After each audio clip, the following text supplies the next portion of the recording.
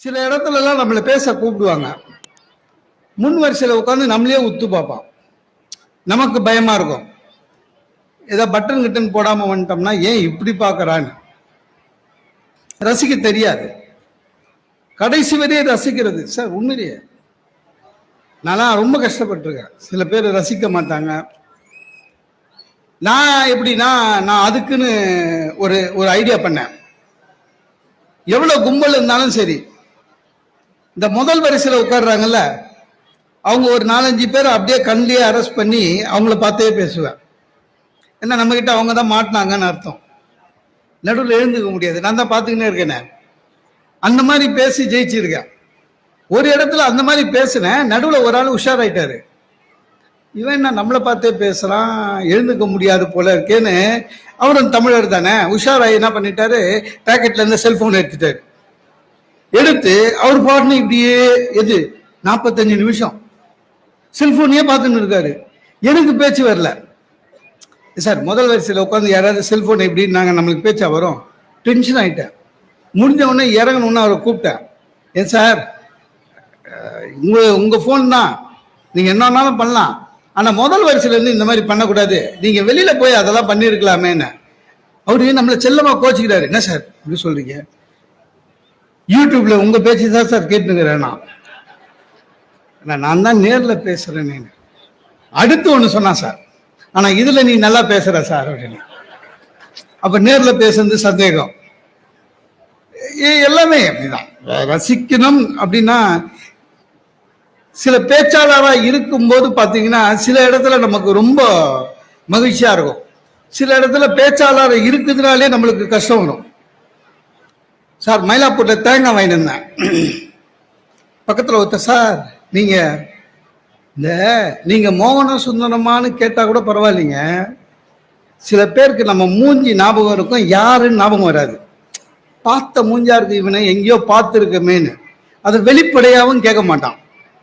நம்ம கிட்ட நின்றுக்கிட்டு, சார் அவர் தானே நீங்க, அவன் யாரை நினைச்சு சொல்றான்னு தெரியாது சார், அவர் தானே நீங்க, அவர் தானே நீங்கன்னு சட்டுன்னு நம்ம ஆமான்னு சொல்லிட்டோம்னா நமக்கு தெரியாது. ஆமான்னு சொல்லிட்டேன்னா, வாங்கின அசலை தான் கொடுக்கல, வட்டியாவது திருப்பி கொடுறான்னு ஏதாவது கேட்டான் வச்சுங்க, அவன் யாரையும் நினைச்சுக்கிட்டு, அது கஷ்டம். இதுல என்னன்னா, நான் தேங்காய் வாங்கினா பக்கத்துல ஒருத்தர், சார் நீங்க பட்டிமன்றத்துல சிரிப்பா? ஆமா சார். நல்லா பேசுறீங்க சார். Thanks sir. சார் உங்களுக்கு மிமிக்ரி தெரியுமா? நான் சார் பேச்சே சரியா வரல, இதுல என்ன மிமிக்ரின்னு? ஏன் சார்னா, இல்லை சார் எனக்கு மிமிக்ரியும் ரொம்ப பிடிக்கும் சார்னா. நான் பயந்துட்டேன். ஏன்னா அந்த ஆளுக்கு என்னென்ன பிடிக்கும்னு தெரியாது. அடுத்து நீ கம்பி மேல நடப்பியா, சிங்கம் வாயில தலை விடுவியா, இதெல்லாம் கேட்டாங்கன்னா என்னங்க பண்றது? சில இடத்துல நமக்கு மரியாதை கொடுத்தாலே பயமா இருக்கு. நான் இந்த ட்ரெயின்ல போற நேரத்துல பாத்தீங்கன்னா, எந்த ஊருக்கு போனாலும் சரி, ட்ரெயின் வர்றதுக்கு 1/2 hour முன்னால ஸ்டேஷன் போயிடுவேன். அது என்னுடைய கொள்கை. ட்ரெயின் லேட்டா வந்தா கூட கவலை இல்லை. ஏன்னா தவற விட்டுட்டோம்னா நம்ம நிகழ்ச்சியெல்லாம் பாழா போயிடும். ட்ரெயின் வர்றதுக்கு 1/2 hour முன்னால போயிடுவேன். ஒரு நாள் அப்படிதான் ட்ரெயின் வர்றதுக்கு முன்னால ஸ்டேஷனுக்கு போயிட்டேன். என் ட்ரெயினோட பிளாட்ஃபார்ம் பார்த்துட்டு போறேன். உங்களுக்கு தெரியும்ல, ரயில்வே ஸ்டேஷன்ல போலீஸ் ஸ்டேஷன் ஒன்று இருக்கும், ரயில்வே போலீஸ். அந்த ஸ்டேஷன் இருக்கு. வெளியில ஒருத்தர் நின்று இருந்தாரு மப்டியில. அவர் எஸ்ஐயா, எனக்கு தெரியாது. ஃபோன் பேச, சார் என்ன சார் அப்படின்னாரு. உங்களை பார்த்துருக்கேன் சார், யூடியூப்ல பேசுறேன். சரி சார், தேங்க்ஸ் சார். எந்த ஊரு அப்படின்னாரு. சென்னை தான் சார், திரும்புறேன்னு. எந்த ட்ரெயின் அப்படின்னாரு. ட்ரெயின் பேரு தெரியாம சொல்லிட்டேன் சார். அடா, அது 1/2 hour இருக்கு இன்னும் வர்றதுக்கு, வாங்க வாங்க வாங்க. எங்க ஸ்டேஷன் உள்ள கூப்பிடுறாரு. எனக்கா எங்க போகக்கூடாது, வாழ்க்கையிலேயே காலை வைக்கக்கூடாதுன்னு நினைச்சேன்னா அந்த இடம். வாங்க சார், அவளையே படாதீங்க, நீங்க நானும் ஏறாம ட்ரெயின் புறப்படாது, எனக்கு அங்கதான் டியூட்டி, ட்ரெயின்ல தான் டியூட்டி, வாங்க அப்படின்னு உள்ள கூப்பிட்டு போயிட்டான். உள்ள கூப்பிட்டு போயிட்டு அவர் என்ன பண்ணார் சார், ஒரு பெஞ்சு தான், சேர் கூட இல்லைங்க, ஒரு பெஞ்சில் உட்கார வச்சுட்டு, இருங்க யூனிஃபார்ம் போட்டுன்னு வரேன் அப்படின்னு உள்ள போயிட்டாரு. பெஞ்சில் பாக்குறேன், என் பக்கத்துல ஒருத்தர் உட்காந்துக்கிறான், பையன் லுங்கி கட்டின்னு. என்னை பார்த்து சிரிச்சான். நானும் அவனை பார்த்து சிரிச்சேன். என்ன கேஸு? நான் சொன்னேன், உந்து என்ன கேஸுன்னு. இல்லை சார், தண்டவாளத்தை தாண்டினா பிடிச்சின்னு வந்துட்டானுங்க அப்படின்னா. உண்டு? நான் பிளாட்பாரத்தில் நடந்தம்பா. அவன் ஓ இப்ப பிளாட்பாரத்துல நடந்தாலே பிடிக்கிறாடுங்களா அப்படின்னா அதுக்குள்ள நம்ம ஆள் வந்துட்டாரு.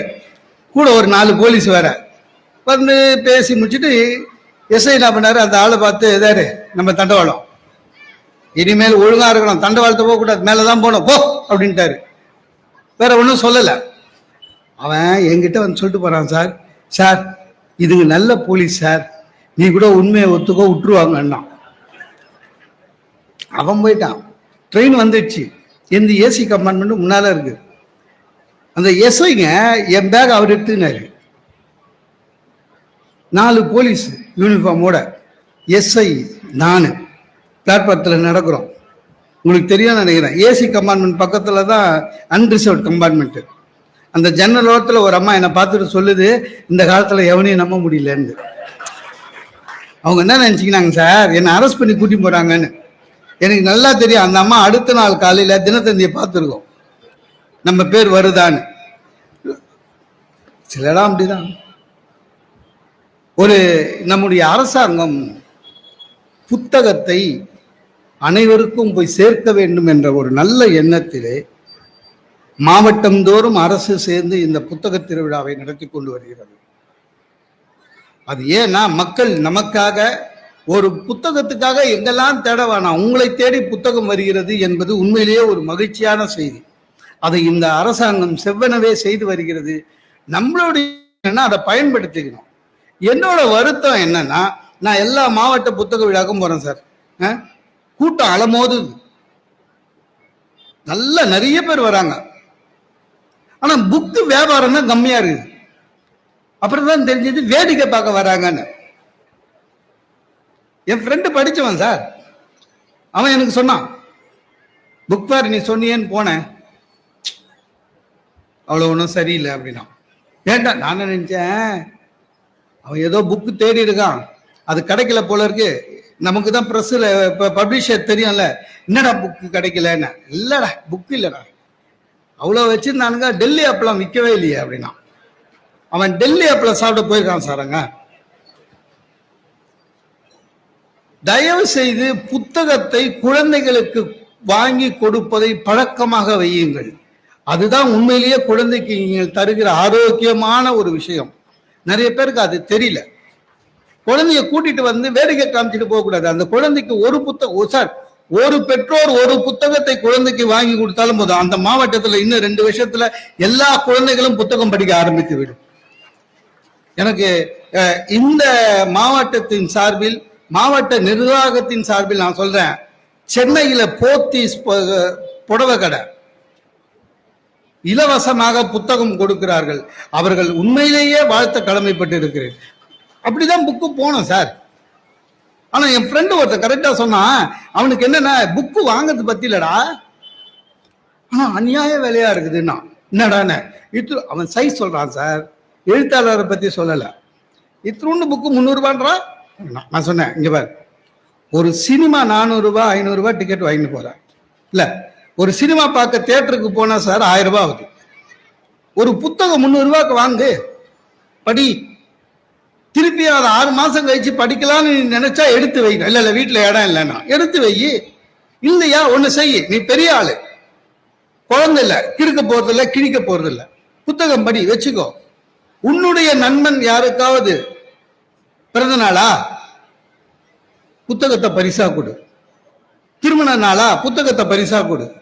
நீ வாங்கிய ஒரு புத்தகம் ஒரு 40 பேருக்காவது கைமாறி போய் எல்லாருமே படிச்சா அந்த எழுத்தாளருக்கு ஒரு மரியாதை கிடைக்கும். 40 பேர்ல 4 பேராவது புத்தகத்தின் எழுத்தாளரை பாராட்டுவார்கள். அந்த சேவையாவது நீ செய்யலாம். அப்படி உனக்கு சந்தேகம் இருந்தா லேடிஸை கேட்டுப்பாரு, அவங்களுக்கு தான் அந்த வித்தை தெரியும். நம்ம நவராத்திரி ஜாக்கெட்டுங்க, இந்த கொலுவுக்கு நவராத்திரி ஜாக்கெட் கொடுப்பாங்கல்ல, யாரும் தைக்க முடியாது. அது பாத்தீங்கன்னா ரவுண்ட்லயே இருக்கும். என் வீட்டுல 50 இருக்குது. அந்த கொலு வைக்கிறதுக்கு முதல்ல நானே அயன் பண்ணி புது கவர்ல போட்டு வைப்பேன். அப்படியே ரவுண்ட்ஸ்லயே இருக்கும். ஏன்னா தைக்கவே முடியாது, 50 சென்டிமீட்டர் தான். சார் சொன்ன நயன்தாராவாலேயே தைக்க முடியாது. அது மாதிரி புத்தகத்தை பரிசாக கொடுங்கள். புத்தகம் பரிசாக போனாலும் சரி, மற்றவர்கள் படிக்க வேண்டும் என்பதுதான் நம்முடைய. இந்த எனக்கு ஒரு தலைப்பு கொடுத்துருக்காங்க, சிரிக்க சிந்திப்போம், சிரிப்போம் சிந்திப்போம், எல்லாமே நம்ம சிரிக்கணும் அப்படின்றத சொல்றதா மாதிரி ஆயிடுச்சு. இந்த உலகத்திலேயே சிரிப்புன்னு தெரிஞ்ச ஒரே ஜீவராசி மனுஷன் தான். வேற எந்த உயிரினமும் சிரிக்க தெரியாது. ஆனா நம்ம சிரிக்க மறந்துட்டோம் சார். அன்னைக்கு பீச்சுக்கு போறேன், ஒரு 20 பேரு எல்லாம் படிச்சவன், நல்ல வேலையில இருக்கவங்க 20 பேர் கையை கோத்து நின்று வானத்தை பார்த்தா ஹாஹான்னு சிரிக்கிறான், காரணமே இல்லாம. நான் போய் கேட்டேன், என்னங்க இப்படி சிரிக்கிறீங்கன்னு. இல்லை சார், இது தெரப்பின்னா. என்னடான்னு, லாஃபிங் தெரப்பியா. சாதாரணமா சிரிக்கிறதையே தெரப்பியா ஆக்குனா இன்னும் ஒரு 20 வருஷத்துல சிரிக்கிறதுக்கு மாத்திரை மருந்து டானிக் சாப்பிடுவான் போல இருக்கு. சிரிக்க கத்துக்கணும், சிரிப்பு வரணும் சார். நிறைய பேருக்கு அது வரல. நிறைய பேர் அடுத்தவங்கிட்ட பேசுறதுக்கே ரொம்ப தயங்குறான். சென்னையில எல்லாம் பக்கத்து பிளாட்ல யாரு இருக்கான்னு தெரியாமலே 10 வருஷம் இருக்கிறவனெல்லாம் எனக்கு தெரியும். அவனே சொல்றான், நான் சார் சாதாரணமா யார்கிட்டையும் பேச மாட்டேன் சார். என் பக்கத்து வீட்டில் ஒருத்தன் 10 வருஷம் இருக்கான், யாருன்னு எனக்கு தெரியாது சார். ரிசர்வ் டைப், அதாவது மற்றவங்க கிட்ட பழகாதத ஒரு பெரிய கௌரவமா நினைச்சு அவனே அதுக்கு டிகிரி மாதிரி குத்துக்கிறான், டிப்ளமா மாதிரி. ரிசர்வ் டைப் சார், குவாலிபிகேஷன் ஆகிட்டான். நான் சிரிச்சு பார்த்துருக்கியா சார் அப்படின்னா அவனை வெட்ட. ஏன்னா சிரிக்க மாட்டேன், பக்கத்தில் இருக்கிறவங்க கூட பேச மாட்டேன், அப்புறம் எதுக்கு மனுஷனா இருக்க சார்? சந்தோஷம் இருக்கணும் சார். நிறைய பேருக்கு என்னன்னா, வாழ்க்கை எப்பவுமே சோகமாவே நினைச்சிருக்கீங்க. வாழ்க்கை எப்பவுமே நீங்க நினைச்ச மாதிரியே வராது, ரொம்ப கஷ்டம். என் ஃப்ரெண்டு இருக்கான், ஜாதகத்துல ரொம்ப நம்பிக்கை. ஒரு நாள் சொன்னான், நேற்று ஜாதகம் பார்த்தேன்டா ஜோசியர்கிட்ட போய், மனசெல்லாம் ரொம்ப சங்கடம் ஆயிடுச்சுன்னா. என்னன்னு, ஒவ்வொரு மனுஷனுக்கும் 7 பிறவி தானா, அப்புறம் பிறவியே இல்லையான்னு. சரிடா, என்ன எனக்கு இது 7வது பிறவியா, இந்த பிறவி முடிஞ்சா இன்னொரு பிறவி இல்லையான்னு கவலைப்படுறான் சார். நான் சொன்னேன், டேய் 7வது பிறவியே இவ்வளவு கேவலமா இருக்கு, அடுத்த பிறவில நான் பிரதமராக ஆக போற போ அப்படின்னு. அப்படிதான் வாழ்க்கை தானா அமையாது, நாம தான் அமைச்சுக்கணும். அப்பதான் சந்தோஷமா இருக்க முடியும். இப்போ நம்ம கல்யாணத்துக்கு எப்படி சார், ஜாதக பரிவர்த்தனை நிலையத்துக்கு போறோம், 3000 ரூபாய் 500 ரூபாய் கட்டுறோம். அவன் ஒரு 50 ஜாதகம் கொடுக்குறான், அதை வீட்டுக்கு எடுத்துன்னு வரோம். நம்ம நட்சத்திரத்தோட ஒத்து போதான்னு பார்க்குறோம், அதில் 5 ஒத்து போகுது. அந்த 5ல் மூஞ்செல்லாம் பார்க்குறோம், ஏதோ கொஞ்சம் ஒன்று பெட்டரா தோணும், ஒத்துக்கிறோம். ஒன்று கவனிச்சிங்களா, ஒத்துப்போம், நிச்சயதார்த்தம் ஆயிடும். நம்ப மாட்டீங்க சார், அதுக்கப்புறம் தான் நல்ல நல்ல ஜாதகம்லாம் வரும். மாப்பிள்ளைக்கு கார் வாங்கி தரேன், பொண்ணுக்கு வீடு வைக்கிறேன், எனக்கு சார் அது மாதிரி. எனக்கு நிச்சயதார்த்தம் ஆன உடனே நல்ல நல்ல ஜாதகம்லாம் வந்தது, பொண்ணுக்கு வீடு வைக்கிறேன்னு வந்தது. நான் கூட எங்க அப்பாவை கேட்டேன், அப்பா சேஞ்ச் பண்ண முடியுமான்னு. கதம் முடிஞ்சு போச்சுன்னாரு. அதனால வழி இல்லை. ஆனா வாழ்க்கை எப்படி அமையுதோ அதை நம்ம நமக்கேற்ற மாதிரி மாத்திக்கணும் சார். ஒரு விருந்துக்கு போறோம், பிரியாணி போடுறாங்க, சாப்பிட்றோம். நமக்கு இலையில வரும்போது பிரியாணி போட்டு அந்த தம்பி போகுது, இப்படி இப்படின்னு பண்ணா ஒரு பீஸ் கூட இல்லை. பக்கத்து இலையை பார்க்குறோம், அவனுக்கு 2 பீஸ் இருக்குது. அவன் நம்மள பார்த்து சொல்றான், பீஸே இல்லை போல இருக்கு அப்படின்னா. அவனுக்கு அதுல ஒரு சந்தோஷம். உடனே என் வாழ்க்கை இப்படிதான், நான் எங்க உட்காந்தாலும் அப்படிதான், அது நான் எங்க அம்மாக்கு 7வது பிள்ளை. டை இதுக்கு அதுக்கு என்னடா சம்பந்தம்? நம்ம தான் சார் அமைச்சுக்கணும். பீஸ் இல்லையா, கவலைப்படாத, அந்த தம்பியை கூப்பிடு, ப்ரோ என்ன ஜி தல, உடனே நீங்க கோச்சிக்க கூடாது. ஒரு சாதாரண சர்வரை போய் தலைன்னு கூப்பிடுறதா, ஜீன்னு கூப்பிடுறதா, நமக்கு தேவை பீஸ். நம்ம என்ன உண்மையாவா கூப்பிடுறோம்? நமக்கு தேவை பீஸு. என்ன ஜி பீஸு, சிரிச்சா மாதிரி 5 பீஸ் போட்டு போவான் சார். ஆக வாழ்க்கை தானாக அமையாதுங்க, நம்ம தான் அமைச்சிக்கணும். ஐயா சொன்னார், 1 ஹவர்ல முடிச்சிடுவேன், நான் 45 நிமிஷத்துல முடிப்பேன். ஏன்னா எனக்கு தெரியும் நீங்க எத்தனை பேர் என் கூட இருக்கீங்கன்னு தெரியல. நீங்க எல்லாரும் இருக்கும்போது என்னுடைய பேச்சை முடிக்கணும், அது ரொம்ப முக்கியம். நீங்க எத்தனை பேர் என் கூட டிராவல் பண்றீங்கன்னு தெரியல. இப்பவே நிறைய பேர் நினைப்பீங்க, நேற்று இதே நேரத்துக்கு தான் மழை பெஞ்சுது, இப்பவே நிலையாம கிளம்பணும்னு நினைக்கிறவங்க இருக்காங்க. இப்போ இந்நேரம் சட்னி அரைச்சிருப்பா, போனால் சூடாக தோசை சாப்பிட்டுடலாம். அப்படி இல்லைன்னா தோசையை சுட்டு ஹாட் பேக்கில் வச்சானா அது கச்சி மாதிரி போயிடும்னு கவலையில் இருக்கிறவங்க எத்தனை பேர்த்து எனக்கு தெரியும் சார். காமராஜ் பவனில் 3000 பேர் சார் ஆடியன்ஸு. ஒரு வார புத்தகத்தோடைய சில்வர் ஜூப்ளியில் பேசுகிறேன், 1 ஹவர் பேசுனேன். 1 ஹவர் பேசி முடிச்சுட்டு அவங்க என்ன பண்ணாங்க, பேமெண்ட் கவர் கொடுத்துட்டு ஒரு கிஃப்ட் ஒன்று கொடுத்தாங்க சார். 5 litre cooker. அதை எது நான் எப்பவுமே சிட்டி உள்ள நான் ஸ்கூட்டரில் தான் போவேன், ஆக்டிவாக வச்சிருக்கேன். நான் அந்த கிஃப்டை எடுத்துன்னு வந்து ஸ்கூட்டரில் முன்னால் வச்சுட்டு ஸ்டார்ட் பண்ண போகிறேன். ஒருத்தர் கிட்ட நேரம் வந்தார். சில பேர் என்ன பண்ணுவாங்க, கடகடன்னு வந்து நல்லா பேசுனீங்க சார் அப்படின்னு சொல்லிட்டு போவாங்க. அதுக்காக வராங்களான்னு நினச்சிக்கின்னு அவர் வர வரைய வெயிட் பண்ணேன். அந்த கிட்ட வந்து ஏஜென்ட்டுக்கெல்லாம் கிஃப்ட் கொடுக்குறாங்களா அப்படின்னாரு. அவர் என்ன நினச்சிட்டா சார், அந்த புக்குக்கு நான் மயிலாப்பூருக்கு ஏஜென்ட்டுன்னு நினச்சினுங்கிறான். ஏஜென்ட்டுக்கு கிஃப்ட் கொடுக்குறாங்களான்னா, இல்லைங்க நான் ஏஜென்ட் இல்லை. வேற இல்லை சார், நான் பேசுனா கொடுத்தாங்க அப்படின்னு. இருந்தாலும் 1 ஹவர் உள்ள சார். நான் பேசும்போது பேசுனா கொடுத்தாங்கன்னு. எங்க பேசினாரு உள்ள அப்படின்னா, யார்கிட்ட பேசினேன் அப்படின்னா.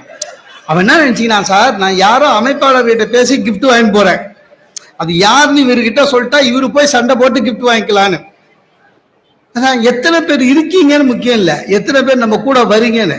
ஏன்னா சீக்கிரம் முடிக்கணும், அதுதான் ஒரு நல்ல பழக்கம். ஒரு பேச்சாளருடைய பெரிய சிறப்பு என்னன்னா, ரசிகர்கள் ரசித்து கொண்டு இருக்கும் போதே முடிக்கணும். சில பேச்சாளர் உங்க அமெரிக்காக்கார மாதிரி ஒருத்தர் நல்லா பேசிட்டு இருந்தாரு, 45 நிமிஷம் ஜனங்க நல்லா ரசிச்சாங்க. இந்த ஆளு கொஞ்சம் ஆசை வந்துச்சு, இவ்வளவு நல்ல ஜனங்களை வச்சுட்டு ஒரு 1/4 ஹவர் எக்ஸ்ட்ரா பேசலாமே அப்படின்னு பேசினாரு. அவங்களும் பெருந்தன்மையா ரசிச்சாங்க. அடடா இன்னும் கூட ரசிக்கிறாங்களே, இன்னொரு 1/4 ஹவர் பேசலாம்னு நினைச்சார் சார். ஃப்ரண்ட் ரோல இருந்து ஒருத்தன் வந்து இங்க நின்ட்டான். என்ன இங்கேயே வந்துட்ட, பேசுதா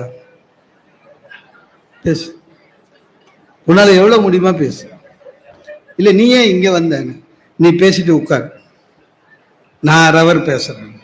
ஏன்னா உட்காந்து பாரியா தெரியும் முதுவலி. ஆளுக்கு போட்டி போட்டுன்னு 3/4 ஹவர் நான் அது மாதிரி நிறுத்திடுவேன். பிரச்சனை வரும், ஆனா பிரச்சனைக்காக கவலைப்படக்கூடாது. அதை பாசிட்டிவா நினைக்க ஆரம்பிச்சிட்டாலே உங்களுடைய வாழ்க்கை உண்மையிலேயே சந்தோஷமா இருக்கும். பிரச்சனையே பெருசா எடுத்துக்க கூடாது சார். ஒண்ணு இல்ல, இந்த இந்த கல்யாணம் ஆனவனு ஹனிமூன் போறாங்க, ஊட்டி கொடைக்கானல் ஏற்காடு போறாங்களா. இந்த டிவி சேனலுங்க சும்மா இருக்க மாட்டானுங்க, மைக்கு கேமரா எடுத்துன்னு அந்த ஹனிமூன் கப்பல் இருக்குல்ல அவனுங்களை பேட்டி பாத்துக்கிறீங்களா. பேட்டி எடுக்கிற தம்பதி கிட்ட பேட்டி எடுக்கிற எல்லா நிருபர்களும் அந்த பொண்ணு கிட்ட தான் கேள்வி கேட்பானுங்க. உங்களுக்கு பிடிச்ச ஹீரோ யாரு? அந்த பொண்ணு அஜித், விஜய், கார்த்தி, சூர்யா. ஒரு பொண்ணு கூட ஹஸ்பண்ட் பேரை சொல்லவே சொல்லாது. சொல்லுமா? சொல்லாது. நம்மளும் அதை பத்தி கவலைப்பட மாட்டான். அந்த ஹேண்ட்பேக் இங்க வச்சுன்னு அந்த பொண்ணு கூடயே ஒட்டி நிற்பான். ஏன்னா ஃப்ரேம்லயாவது நம்ம வரணுமேனு. அதுக்காக அந்த பொண்ணு கிட்ட போய் சண்டை போட முடியுமா? அது மனசுல இருக்குது சொல்லுது, ஏதோ பெருந்தன்மையா நம்ம கிட்ட ஒய்ஃபா இருக்குது.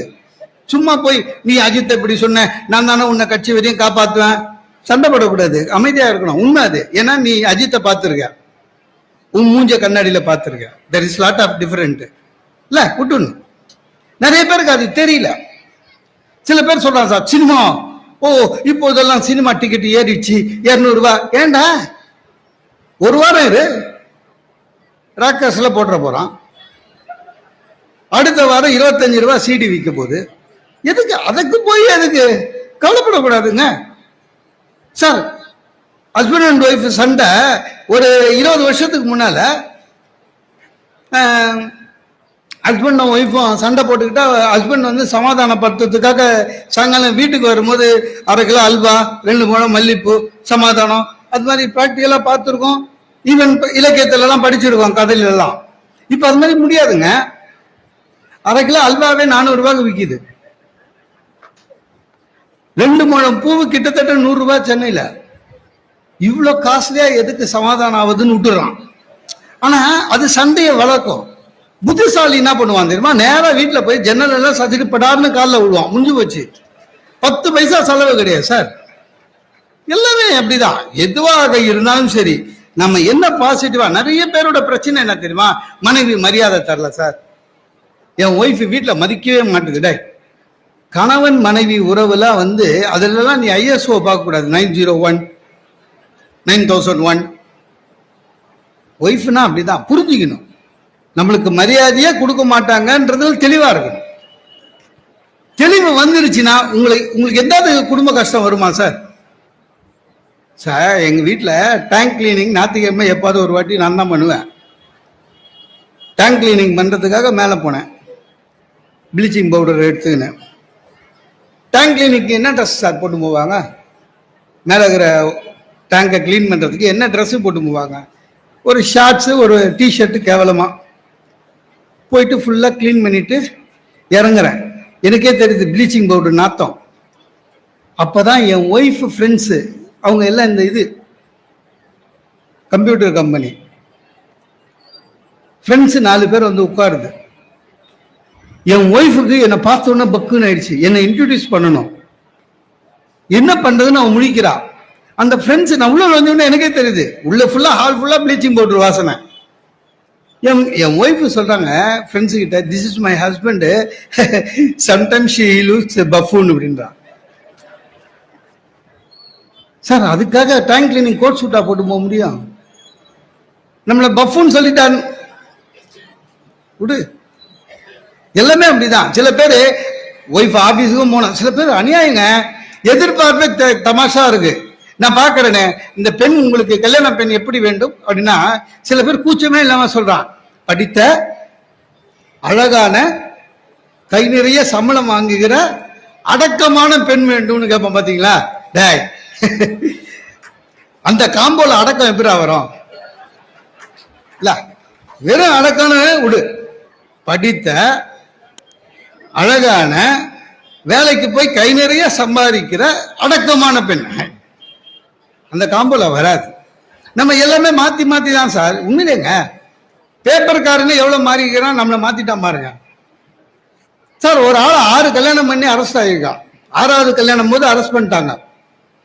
அதாவது 6 பொண்ணு வாழ்க்கையை நாசம் பண்ணிட்டான். இல்ல, அவனை போடும் போது என்னங்க போடணும் பேப்பர்ல?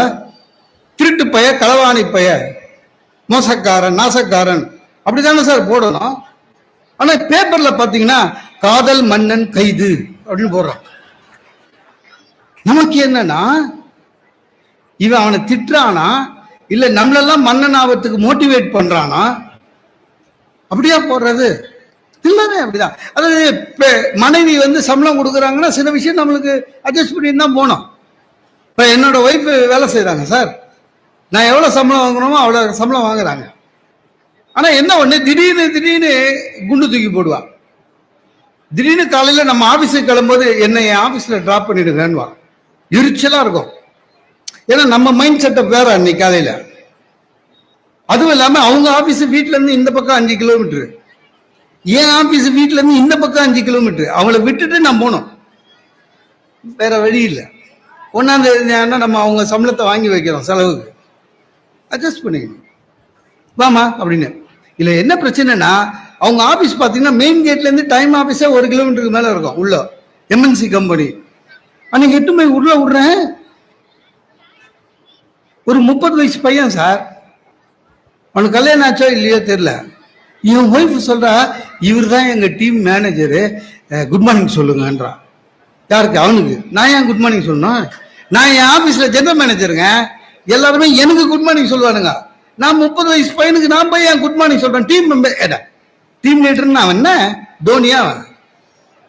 அதை விட இன்னும் மோசம்னா, அவன் என்ன பார்த்து சொல்றான், என்ன மிஸ்டர் மோகன் சுந்தரம் வேலைக்கு போலியா அப்படின்றான். ஏதோ பையன் குழந்தைங்களை பார்த்து நீ ஸ்கூலுக்கு போலியான்னு கேட்குற மாதிரி. ஒரே நிமிஷம் கோபம் வந்தது. ஒய்ஃபு மாசம் சம்பளம், குட் மார்னிங் சார், முடிஞ்சு போச்சு. அது மட்டும் இல்லைங்க, அதுக்கப்புறம் நான் அவங்க ஆபீஸுக்கு உள்ள போனாலே யாரை பார்த்தாலும் மனசு மாறிடுச்சு. மனசுதான் காரணம். எல்லாத்துக்கும் கோவப்படக்கூடாது, மனசு மாறிடுச்சு. அவங்க ஆபீஸ் உள்ள போகும்போது யாரை பார்த்தாலும் சரி, morning sir, morning sir, morning. அதனுடைய எஃபெக்ட் என்ன தெரியுமா சார்? ஒரு நாள் நானும் என் ஒய்ஃபும் வரோம், வாட்ச்மேன் வாசல்ல நிக்கிற வாட்ச்மேன் சொல்றான் இன்னொருத்தங்கிட்ட, டேய் சார் வர்றா, தங்கமானவர்றா, நம்ம மேடம் தான்டா ஹெட்வைட்ன்றான். சார் அடுத்தவன் ஆபீஸ்ல போயிட்டு தங்கமானவன் பேர் வாங்குறது எவ்வளவு பெரிய விஷயம் சார். சிலதெல்லாம் அப்படிதான் மாறி போச்சுன்னா நம்மளும் ஒத்துக்கணும். ஒரு 20-30 வருஷத்துக்கு முன்னால மனைவிமார்கள் எப்படி இருந்தாங்க சார்? சினிமால பார்த்துருக்கேன், புக்கில் படிச்சிருக்கேன், ஐயாவுக்கு தெரியும். மனைவி என்பவர் கணவனுக்கு முன்னால் எழுந்து குளிச்சு முடிச்சு பூஜை பண்ணி பொட்டு வச்சு தலை பின்னி புருஷனோட காலை தொட்டு இருந்துதான் சார். நம்ம நினைச்சு பார்க்க முடியுமா? அது வேணாம் சார், அவ்வளவு கூட எதிர்பார்க்கல. நான் தூங்கிக்கிறேன், என் பையன் காதுகிட்ட வந்து சொல்றான், அம்மா எழுந்து சொன்னாங்க, இல்லைன்னா தண்ணி ஊத்த சொன்னாங்கன்னு. ஒரு 20 வருஷத்துக்கு முன்னாடி சாப்பிட்ட தட்டு, ஹஸ்பண்ட் சாப்பிட்ற தட்டுல தான், இலையில தான் ஒய்ஃப் சாப்பிடுவாங்களாம். நம்ம அவ்வளவு எதிர்பார்க்கல. 2வது சாதம் போட்டு ரசம் ஊத்தும் போதே சொல்றா, அப்படியே தட்டை தூக்கி போடாதீங்க, ஜஸ்ட் தண்ணி ஊத்தி வாஷ் பண்ணுங்க, காஞ்சா நல்லா இருக்காதுன்னு. நீங்க சாப்பிட்ற ஆசையே போயிடும். எல்லாமே அப்படிதான், எல்லாம் அட்ஜஸ்ட் பண்ணிட்டு போகணும். சில வாட்டி அவங்க சொல்றதெல்லாம் கஷ்டமா தான் இருக்கும். நம்ம ஏதாவது தலைப்புக்கு ரெடி பண்றதுக்கு ஒரு புக் எடுத்து வச்சோம்னா, சார் எப்படி சார் நோட்ஸ் எடுப்போம்? ஒரு புக் ராமாயணம் பட்டிமன்றம் ஒரு புக் எடுக்கிறோம் 2 பாயிண்ட் எழுதுறோம், இன்னொரு புக் எடுக்கிறோம். என் ஒய்ஃபுக்கு என்னன்னா, உடனே அதை எடுத்து வச்சுட்டு இன்னொரு புக் எடுக்கணும்னு. நீ ஒரு புக்கு பார்த்து பாயிண்ட் எடுத்தியா, அது வை, இன்னொரு புக் எடு, எல்லாத்தையும் பரப்பி வைக்காத வீட்டில். எடுத்த இடத்துல வெயி, எடுத்த இடத்துல வெயி, எடுத்த இடத்துல வெயின்னு பார்த்து பார்த்து பார்த்து பார்த்து அப்புறம் ஒரு நாள் நான் சொல்லிட்டேன், நீ சொல்றது தப்பு இல்லம்மா, இன்னும் கூட 20 வருஷம் முன்னால ராயபுரத்துல இருந்து எடுத்துன்னு வந்தேன், போய் வச்சுட்டு வந்துடுவான்னு. அங்கிலிருந்து அது சொல்றது இல்லை. அட்ஜஸ்ட்மெண்ட் தானே சார், எல்லாமே நம்முடைய மனசு சார், எல்லாமே அட்ஜஸ்ட்மெண்ட் தான் சார். சென்னையிலலாம் ஈவினிங்ல வந்து ஃபேமிலியோட வெளில போறதோட சும்மா இருக்கலாம், பஸ்ல அவ்வளோ க்ரௌடு. நானும் என் ஒய்ஃபும் ரிசப்ஷனுக்கு பஸ்ல போகலான்னு முடிவு பண்ணி ஏறணும், பயங்கர க்ரௌடு. அது என்னவோ தெரியலங்க, பஸ்ல ஏறினோடனே லேடிஸுக்கு மட்டும் எப்படியோ சீட்டு கடிச்சிடுதுங்க, டிக்கெட்டும் கிடையாது. நம்ம டிக்கெட் வாங்கிக்கின்னு கூட்டம் முந்தி முந்தி முந்தி முந்தி டிரைவர் கிட்ட விட்டானுங்க. அந்த என்ஜின் சூடு, காலெல்லாம் சூடு. திரும்பி பார்த்தா ஒய்ஃப் எங்க இருக்குதுன்னே தெரியல, நம்ம ஹைட்டுக்கு எவனையும் தெரியல பின்னாடி. எனக்கு என்ன பையனா, 4வது ஸ்டாப்பிங்ல இறங்கணும். இந்த ஒய்ஃப் கரெக்டா இறங்குவாங்களா விட விடப்பட்டு, ஏன்னா மிஸ் ஆயிடுச்சுன்னா பிரச்சனை சார். வேண்டாத தெய்வம் இல்லை. என் பஸ் ஸ்டாப்பிங் வந்து இறங்குறேன், இறங்கின உடனே திரும்பி பார்க்கறேன், பின்னால ஒய்ஃப் இறங்கல. பஸ் எப்போனாலும் எடுத்துருவான். வேற வழியில இந்த படிக்காதவங்க கத்துவாங்களா, அது மாதிரி பரிமளம் கத்துறேன். திடீர்னு உள்ள இருந்து ஒரு அம்மா எட்டி பார்த்து இன்னாங்க இருந்துச்சு, அது வேற பரிமளம். அந்த பரிமளத்துக்கு பாருங்க, அவங்க ஹஸ்பண்ட் குரலும் என் குரலுக்கும் வித்தியாசம் தெரியல, இன்னாங்க இருந்துச்சு. ஆக்சுவலா நம்ம பரிமளத்தை விட அது பெட்டரா இருந்தது. அதுக்காக இறங்க சொல்ல முடியாதுல்ல, கட்சியா நம்ம பரிமளம் இறங்கிடுச்சு, கோவம் காட்ட முடியாது. இந்த ஸ்டாப்பிங் வந்தவொடனே இறங்குவானே கூச்சமே நான் சொன்ன, தூங்கிட்டேங்க. எதுக்கு 4 ஸ்டாப்பிங்க்கு தூங்கிட்டேங்கன்னு நான் சொன்னேன். எப்படி ஓடுற பஸ்ல ஈவினிங்ல இவ்வளவு ரஷ்ல 4 ஸ்டாப்பிங்ல எப்படி தூக்கம் வருது? நான் வேணா இல்லாதவா என்னால தூக்கம் வருது உங்களை மாதிரியானா எல்லா ரோட்லயே. சார் அதை பத்தி கவலைப்படாது சார், அட்ஜஸ்ட்மெண்ட் தான்.